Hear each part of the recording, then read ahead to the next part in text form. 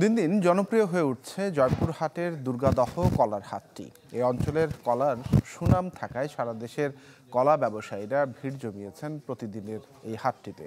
দৈনিক প্রায় 4 কোটি টাকার কলা বেচা কেনা হয় বলে জানিয়েছেন বিক্রেতারা, যদিও হাটের জায়গা সংকট এবং অতিরিক্ত খাজনা আদায়ের অভিযোগ দিলেন তারা।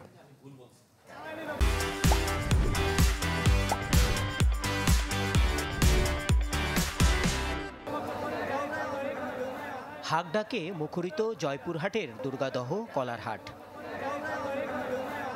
বৃহৎ এই হাটে প্রতিদিনই নানান জাতের কলা নিয়ে হাজির হন কৃষক ও ব্যবসায়ীরা। দৈনিক প্রায় 4 কোটি টাকার কলা কেনা বেচা হয় বলে দাবি হাট সংশ্লিষ্টদের।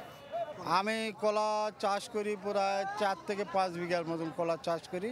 মোটামুটি আগে বার করা পারলে কলার দাম ভালো। এখানে রাস্তার যানজট হয়, কলা বিক্রি করা যায় না, তাহলে ওই জন্য বাজার অনেক সময় কম দামে কলা বিক্রি করতে হয়। আমাদের অসুবিধা, আমরা গাড়ি থুবো কোথায়, কলা কিনে থুবো কোথায়, এলা খুব সমস্যা হচ্ছে। কলার সরবরাহ বাড়লেও হাটের জায়গা নিয়ে আছে সংকট। এছাড়াও নানা সমস্যার কথা জানালেন ব্যবসায়ী ও ইজারাদাররা। জায়গা এত সংকট, এই সংকটের কারণে রাস্তায় কলা বিক্রি করতে হয় এবং যানজট সৃষ্টি হয়। এখানে আগে অনেক জায়গা ছিল, এখন জায়গা দিন দিন সংকট হয়ে যেতেছে, যার কারণে চাষিরা মাল ঠিক মতো এখানে নামাইতে পারতেছে না। খাজনা, ইজাদার, ট্যাক্স বা যেটাই বলেন, সরকার তো টাকা পাচ্ছে, কিন্তু সেই তুলনায় আমরা সুযোগ সুবিধা পাচ্ছি না।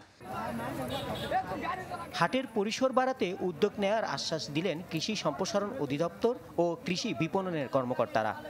এই হাটের আয়তনটা একটু কম হয় আর একটু অসুবিধায় পড়ে।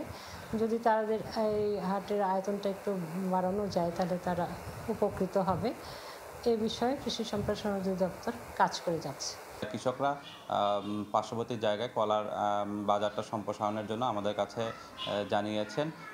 আমরা এ বিষয়ে জেলা প্রশাসনের সহযোগিতায় তাদের সমস্যার সমাধানের কথা জানিয়েছি।